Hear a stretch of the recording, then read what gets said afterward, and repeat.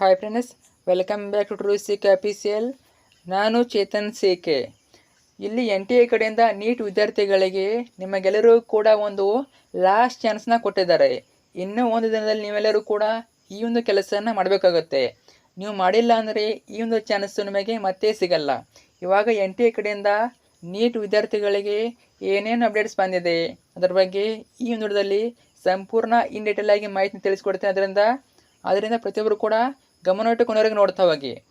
ಅದಕ್ಕಿಂತ ಮುಂಚೆ ಇನ್ನೂ ಕೂಡ ಚಾನಲ್ನ ಸಬ್ಸ್ಕ್ರೈಬ್ ಮಾಡ್ಕೊಂಡಿಲ್ಲ, ಪ್ರತಿಯೊಬ್ಬರು ಕೂಡ ಸಬ್ಸ್ಕ್ರೈಬ್ ಮಾಡ್ಕೊಳ್ಳಿ. ಹಾಗೆ ಪ್ರತಿಯೊಬ್ಬರು ಕೂಡ ವಿಡಿಯೋನ ಲೈಕ್ ಕೊಡಿ. ನೀವು ಮಾಡುವಂಥ ಒಂದೊಂದು ಸಣ್ಣ ಲೈಕ್ ಮತ್ತು ಸಬ್ಸ್ಕ್ರೈಬಿಂದ ನಿಮಗೆ ಇದೇ ರೀತಿ ಕಂಟಿನ್ಯೂಸ್ ಆಗಿ ನೀಟ್ ಅಪ್ಡೇಟ್ಸ್ನ ಕೊಡ್ತಾ ಇರ್ಬೋದಾಗಿರುತ್ತೆ. ಓಕೆನಾ? ಬನ್ನಿ ಇವತ್ತಿನ ಈ ವಿಡಿಯೋನ ಶೇರ್ ಮಾಡೋಣ. ಲಾಸ್ಟ್ ವಿಡಿಯೋದಲ್ಲಿ ನಿಮಗೆ ಒಂದು ನೀಟ್ ಅಪ್ಡೇಟ್ನ ತಿಳಿಸಿಕೊಟ್ಟಿದ್ದೆ. NTA ಅವರು ಅಪ್ಡೇಟ್ಸ್ನ ಕೊಟ್ಟಿದ್ದರು. ಇಲ್ಲಿ ನೀಟ್ ಎಕ್ಸಾಮ್ ಯಾರ್ಯಾರು ಬರೆದಿದ್ದೀರಾ, ನೀವು ನೀಟ್ ಅಪ್ಲಿಕೇಶನ್ ಹಾಕುವಾಗ ಏನು ಫೀಸ್ ಕಟ್ಟಿದ್ದೀರಲ್ಲ ಅದನ್ನು ರಿಪೇನ್ ಮಾಡ್ತಾ ಇದ್ದೀವಿ. ಆದರೆ ಎಷ್ಟೊಂದು ಜನ ಬ್ಯಾಂಕ್ ಕನ್ಫರ್ಮೇಷನ್ ಕೊಟ್ಟಿಲ್ಲ, ಅದನ್ನು ಕನ್ಫರ್ಮ್ ಮಾಡಿ ಅಂತ ಹೇಳಿದರು. ಓಕೆನಾ? ಇವಾಗ ನೀವು ಯಾರ್ಯಾರು ಬ್ಯಾಂಕ್ ಕನ್ಫರ್ಮೇಷನ್ ಕೊಟ್ಟಿಲ್ಲ ಅಂದರೆ ಕನ್ಫರ್ಮೇಷನ್ ಕೊಡಿ. ಯಾಕೆಂದರೆ 14ನೇ ತಾರೀಕು, ನಾಳೆ 14ನೇ ತಾರೀಕು ಲಾಸ್ಟ್ ಡೇಟ್ ಆಗಿರುತ್ತೆ.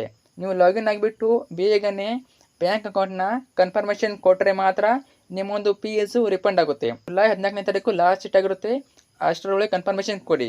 ಈಗಾಗಲೇ NTA ಅವರು ಡೇಟ್ನ ಎಕ್ಸ್ಚೇಂಜ್ ಮಾಡಿದ್ದಾರೆ. ಇದು 2ನೇ ಟೈಮು. ಈಗಾಗಲೇ ಡೇಟ್ ಎಕ್ಸ್ಚೇಂಜ್ ಮಾಡಿಬಿಟ್ಟು ಇದು ಲಾಸ್ಟ್ ಡೇಟು. ಅದರಿಂದ 14ನೇ ತಾರೀಕು ಒಳಗಡೆ ನೀವು ಆದಷ್ಟು ಬೇಗ ಕನ್ಫರ್ಮೇಷನ್ ಕೊಡಿ.